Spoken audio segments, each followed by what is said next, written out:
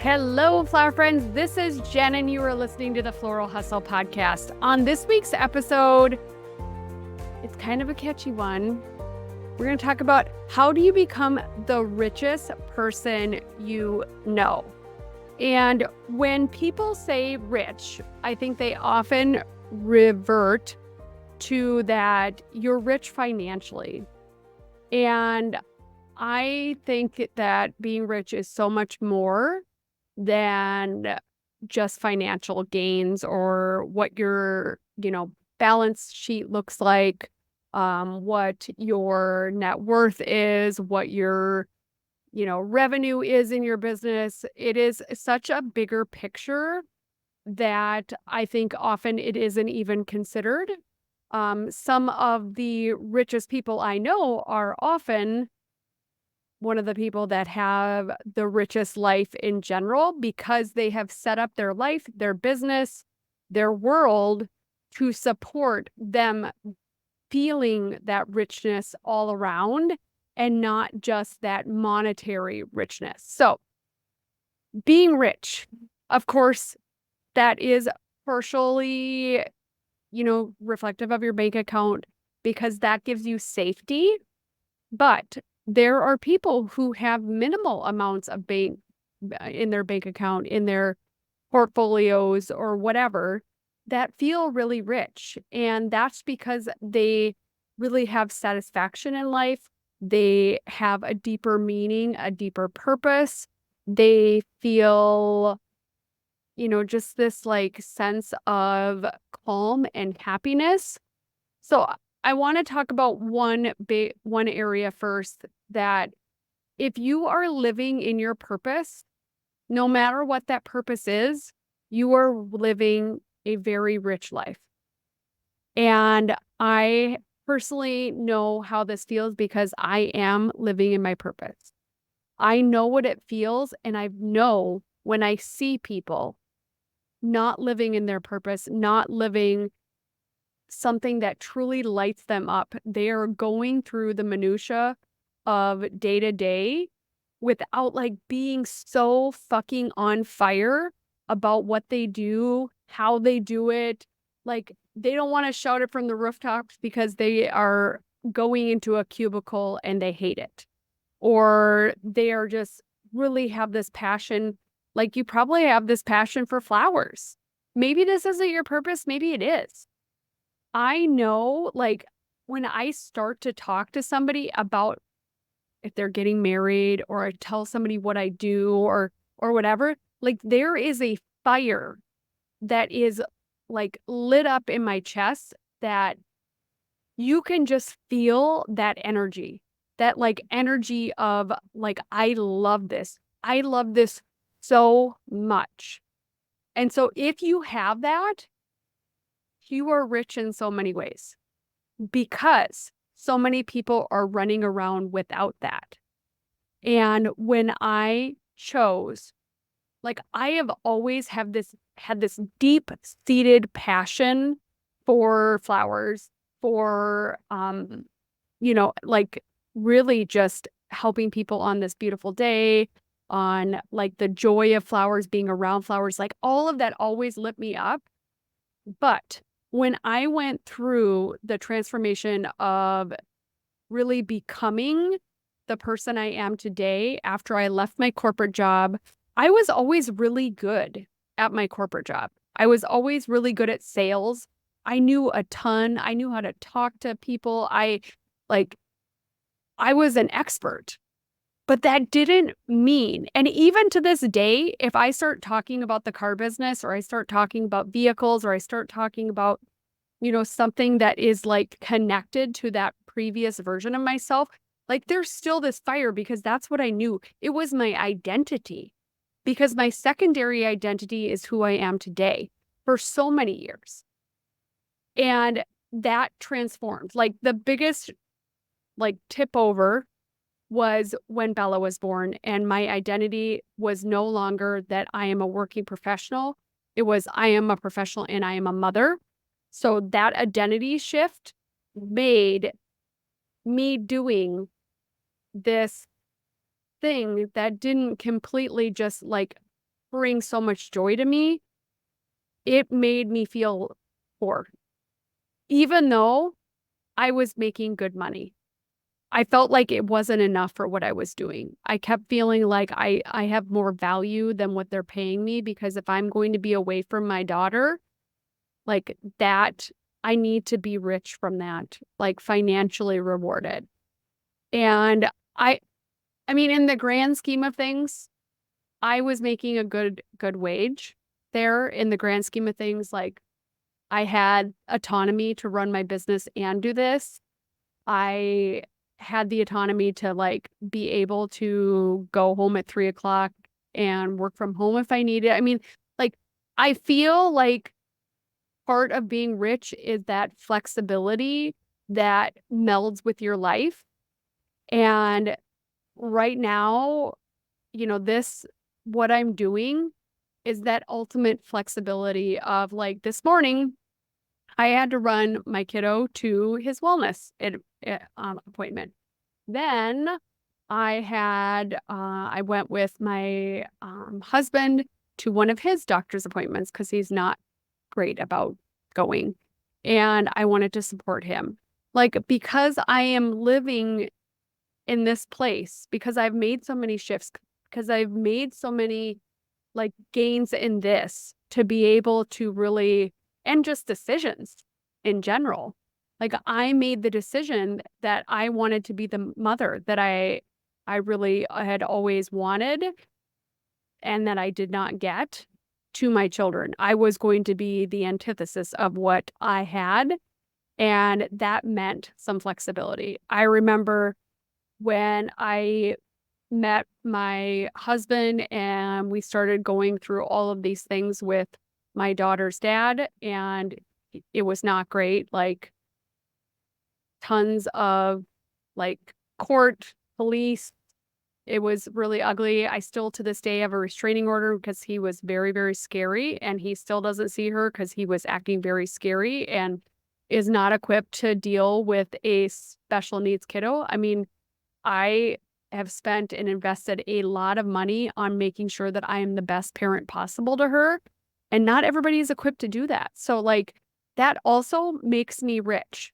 Being able to invest in making sure that I am doing the best job. It's funny because I always think when I'm considering something, because I wish my mom would have considered this when I was younger, will this be a therapy session when that kid is 20 years old? And there are so many moments I can think back of when I was little that question, if that was asked, would have avoided a lot. But it wasn't. So that is where I am today. I have the ability, because of the richness in my life. We were very, very poor.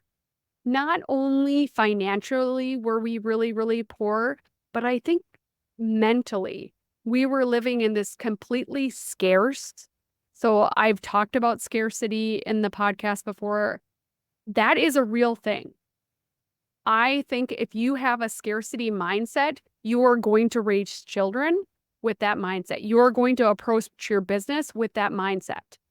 I right now, and I've talked about this before, when it comes to investing myself, I'm investing in a totally new business venture.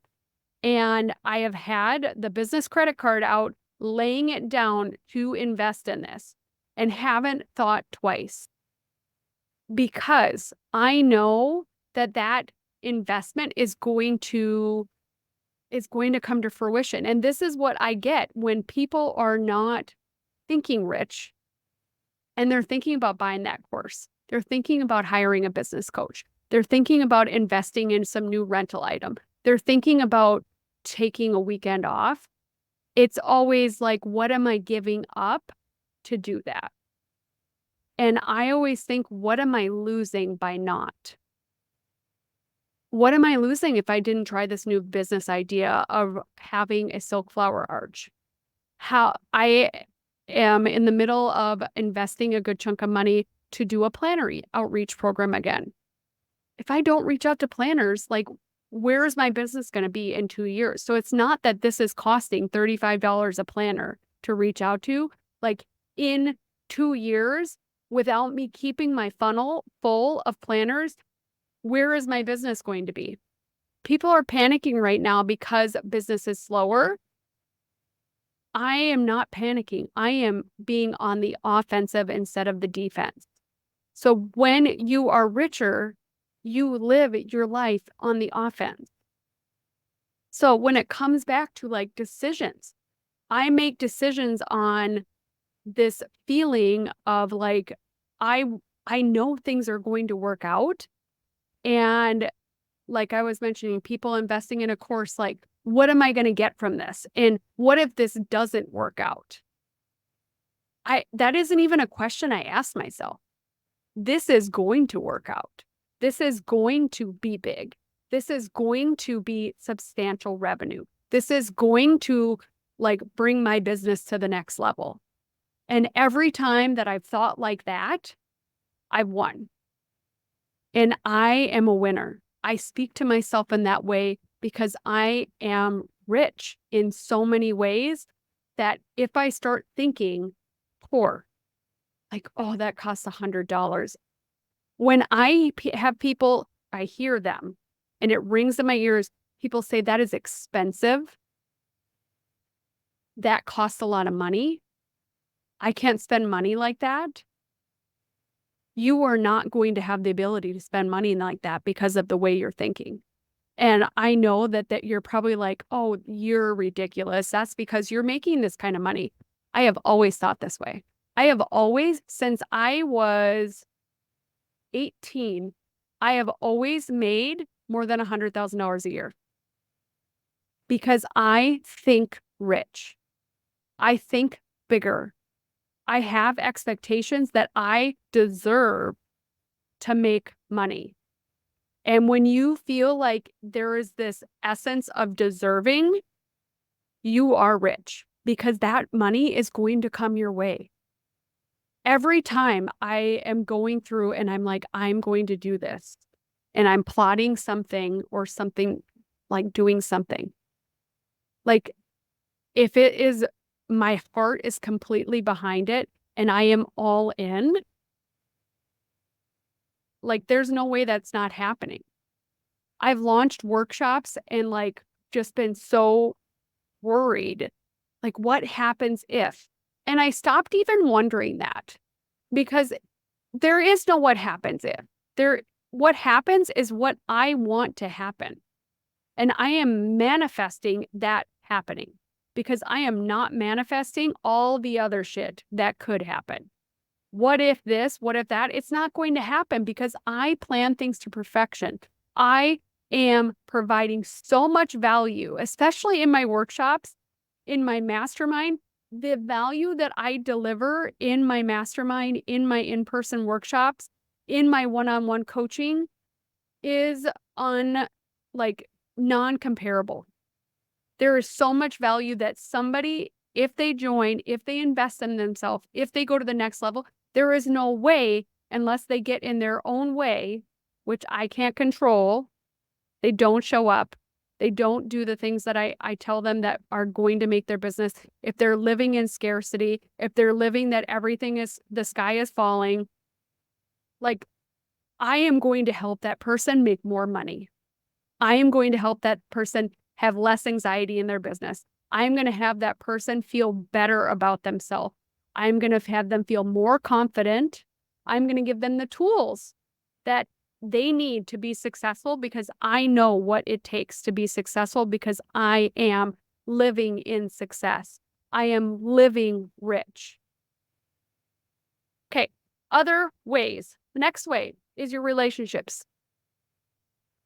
I no longer surround myself with people who don't make me feel good. And that was really hard. I stepped back from really important friendships because we weren't in alignment. Like, and it felt bad. I'm like, I have loved this person for so long, but COVID turned them into a mildly fucking crazy person and I can't handle it. So I still love them, but I am not investing my time and my energy into people like that. I want to invest time and energy into people, like I want to be around people who are magnetic, who are thinking big. Like the girls in my mastermind, I fucking love their energy because they are always like, hey, what about this? They're asking questions. They're curious. They're inquisitive. They're driven. They want bigger things. They're kind. They're loving. Most of them are mothers. And that energy is so amazing that that's the kind of energy you need to be around. And if you're not in my mastermind, you need to find a girl gang or whatever that is giving you that energy of richness, because those girls in my mastermind are rich. Like they are, of course, things come up, but like they're investing in ways to support themselves. They're investing in making their holistically their whole life happier. They're investing in growing their business strategically in the long game that is going to really be impactful in the long run. This isn't a short game. This isn't like a putting game in golf. This is like, I am going all in on the long-term growth of my business. And I mean, it's the same thing with this podcast.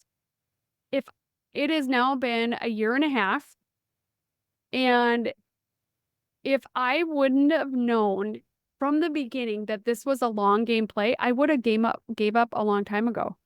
On days that there were 15 downloads, I'm like, I could have been thinking, what am I doing this for? I am working so hard. I'm spending money. If you've listened to the podcast for a while, it costs money to have a podcast, not only for the hosting, but I don't want to put a shitty show out. So I have somebody who edits it. I also know that I need to operate in my zone of genius, and my zone of genius is not editing a podcast. Same thing with social media. I can do social media. I have a new person I'm super excited about. She's amazing. And that person is like bringing ideas and able to help me execute all of these things that are in my head. You need like to be surrounded by people who are living in this like high frequency, high vibration.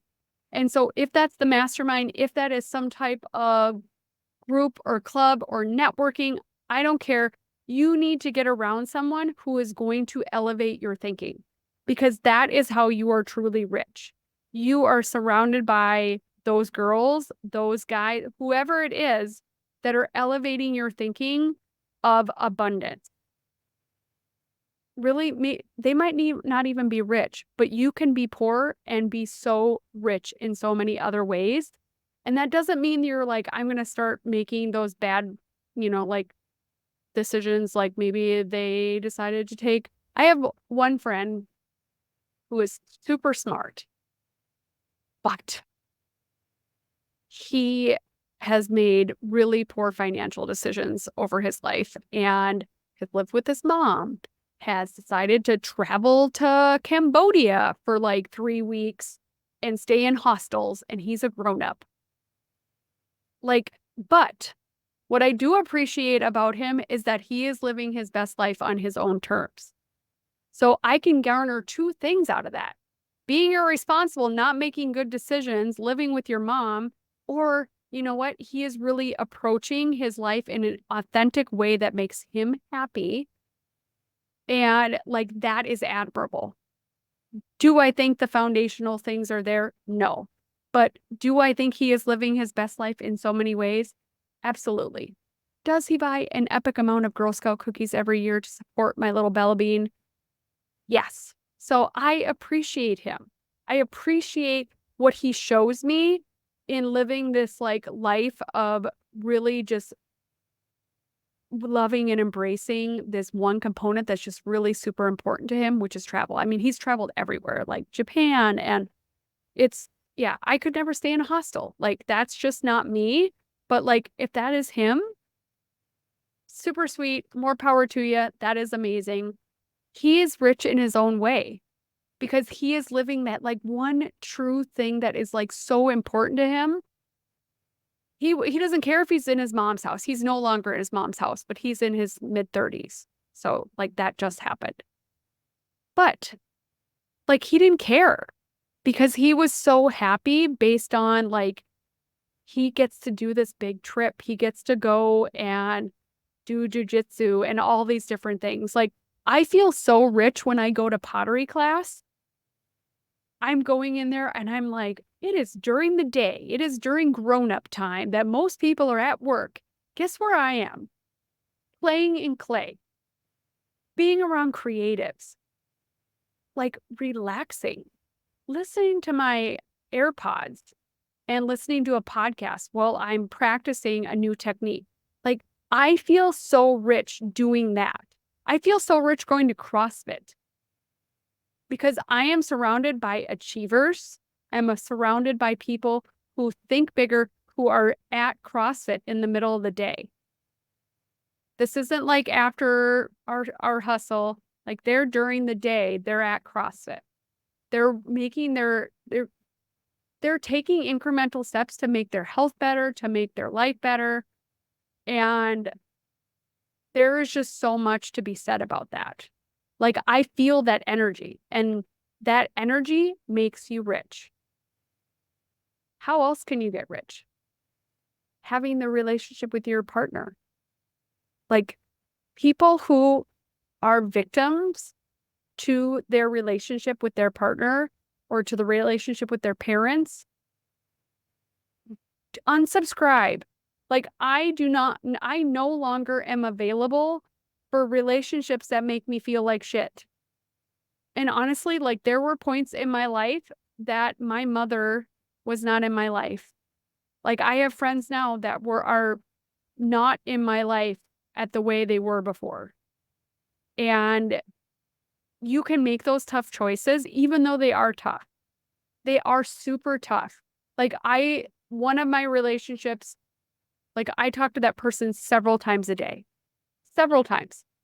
But after a very big blow up of them telling me that one of my personal goals was not going to happen and that I needed to get over it, and like kind of yelled at me that I needed to stop working hard at this goal.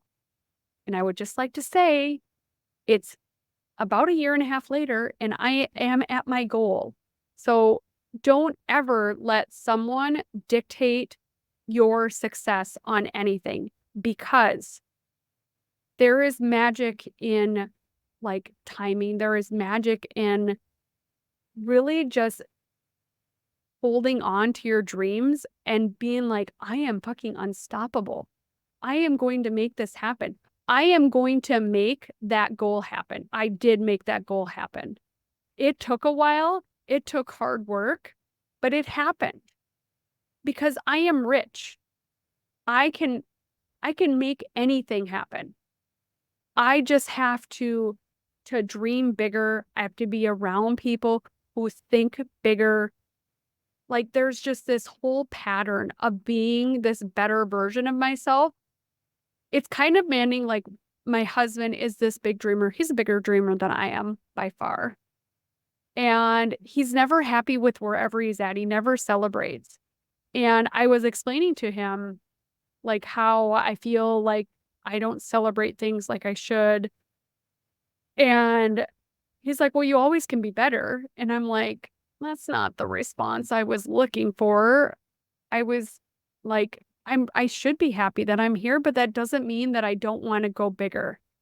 Like, when the business hit 300, the next year I was like, I want to hit 325, and I did. This year, like, I want to hit, and then I'd love to hit 350. But like, the landscape of weddings seems like it's changed a little bit. So like, I am thinking out of the box, how am I going to get there? I am not laying victim to a lot of people who are out there saying, woe is me, weddings are down. I'm trying to think of additional revenue sources. I'm redoing my a la carte program. I'm adding a luxury silk flower rental component. I am not going to lay down and say my business forecasting to be down because of less weddings is acceptable. And when you're rich, you have this level of like what is successful and what is acceptable. It just changes. Like, I am not accepting that this is just what it's going to be. That just means that I need to be a better marketer. I need to think of additional revenue streams that are going to help drive and balance that up. And when I look, all my metrics are up. My wedding average is up. My website traffic is up. All of these things are up. And so having a scorecard to really track that progress can make you so much richer. And if you are running around in your business with no scorecard, this might be the place to start, because you don't know how rich you are because you're not measuring anything. There's a lot of people that I will ask that have no idea how much their business made until after their taxes are done. And you imagine you were just floating around not knowing what the fuck is going on. Like, you are the CEO in your business, and you are the keeper of everything. And that includes your numbers and understanding where you're at. You should be starting out by being able to forecast. So I have all my weddings in a spreadsheet with the estimated kind of dollar amount that they should be bringing in. And if that is not happening, like, you have no clue. So then at the end of the year, and you're going, shit, I'm not making my revenue goals. I'm not able to pay myself what I want to pay myself. All of these things, you had no accountability throughout the year, and we're 6 months in. We're 6 months in right now. So you need to make sure that you are on your game, tracking this from the get-go. Contract comes in, spreadsheet gets open. If you got Honeybook, that's going to help you have that type of reporting. But like, you need to know what's going on. And that is going to be like the place to start. So are you rich? Like, and if you don't have the ability to say unequivocally yes, like, what would that look like to you? What would it look like to be rich? What would it look like to have the freedom of somebody who's rich? Like, what would that look like in your day-to-day schedule? What would your perfect day look like? Getting up in the morning, stretching, going and doing yoga, meditating, going and taking a long bath, going and hugging your children, going and do whatever it is. Like, what does that look like? So that you can start visualizing what that rich version of yourself is. And then what does your schedule look like? Are you doing a wedding every week? Are you doing, mainly your stuff on Thursday, Friday, Saturday? Do you have other sources of revenue coming in for the business, or are you just doing one thing? What does your schedule look like from an availability standpoint? I was walking somebody through my Calendly today, because I just absolutely love being able to have people schedule their shit with me and me not having to babysit that process. And I was like, you know how awesome this is, that like that stress and that time, like that's just taken off my plate and now electronically managed, because I go in and manage it one time per week. And she was like, yeah, that would be pretty awesome. It is. So like, also freeing up yourself sometimes takes a little bit of investment. I'm spending $12 a month to have Calendly. Pretty cheap to me, because my hourly wage is way higher than $12 an hour. And I know that that task alone would have taken way more than an hour, because you're emailing back and forth. What does your schedule look like? What is your schedule? Okay, I can't do this day. I can do this, back and forth. Here's my availability, and pick it. So what does that ideal day look like? Are you available for appointments on Tuesdays and Thursdays? Are you available for appointments on one day a week? You would be shocked. If you don't try it, you don't know. So I was living in reactivity to feeling that everybody needed an appointment as soon as possible. And now that I've had scheduling, like, it's crazy people pick 2 weeks out. And I'm like, sounds good. And I tell them if something doesn't work, I'm more than happy to add some time. So you have that ability as well. But like, it is just so much easier, and you will be so much happier that it's kind of ridiculous when you start like thinking of these things that would make you happier and then asking yourself, why don't you have that? If this happens, then what is the then? What is that zone of then that you're not living with right now? I have people tell me like, oh, if I made more money, then I would get coaching. I'm like, well, then how are you going to make money? If we're not figuring it out now, what's going to change that's all of a sudden magically going to make us more money?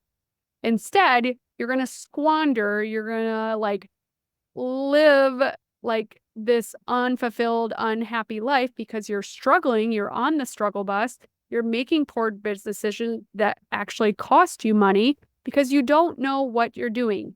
And instead, you could invest in a coach like myself or somebody similar or a program or something that is going to give you the shortcuts that's going to make you more money.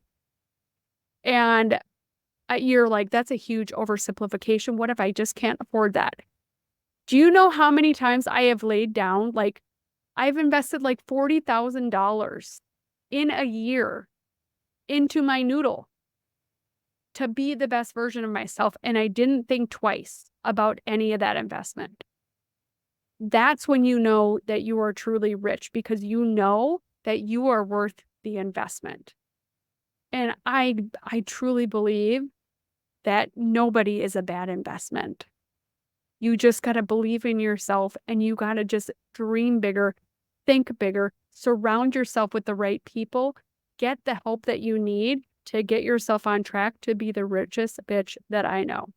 So thank you so much for listening, flower friends. And if you're like, what is this mastermind that she was talking about? I have the Floral CEO Mastermind. It is a exclusive container that I keep small because it's an intimate group of girls, women that are wanting to grow their business, kick ass, take names. You get full access to like all of the tools, all of the things that I implement in my business. You get one-on-one coaching from me. I actually do a private one-on-one session with you every month. And then you get the 3 calls a month that are with the girls from the mastermind. We do a training every month. This month was all about website analytics, like digging in and understanding what all those numbers in your dashboard means and how can you impact your SEO. We're going to be doing website audits and going through everybody's website and hopefully tweaking it a little bit. But there is so many gems that have come out of these training questions that like people were like, oh, I didn't know that that's how that worked. And like so much growth. They've made brochures, they've made their, revamped their proposals. They've figured out baseline pricing so that you're not living in estimate land all the time because you have this baseline pricing. There's so much goodness in this group, and I usually only will let like 1 or 2 girls join every couple months. So send me a DM. We do have 1 spot left for July 1st. If that's something you're interested in, you can message me and I'm happy to answer any questions.